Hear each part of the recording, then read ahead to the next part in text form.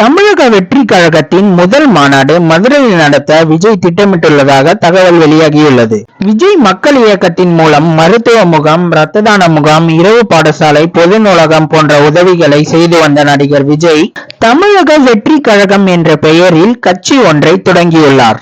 தமிழக வெற்றி கழகத்தின் முதல் நிர்வாகிகள் ஆலோசனை கூட்டம் கட்சியின் தலைமையகத்தில் நடைபெற்றது.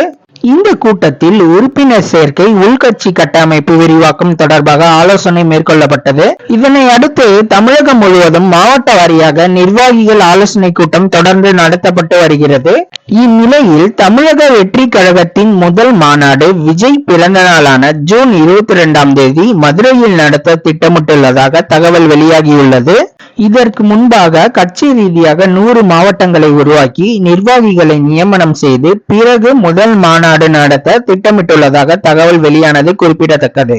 தமிழக வெற்றி கழகத்தின் முதல் மாநாடு மதுரையில் நடத்த திட்டமிட்டுள்ளதாக வந்த தகவல் பத்தி நீங்க என்ன நினைக்கிறீங்கன்னு கமெண்ட் பாக்ஸ்ல கமெண்ட் பண்ணுங்க.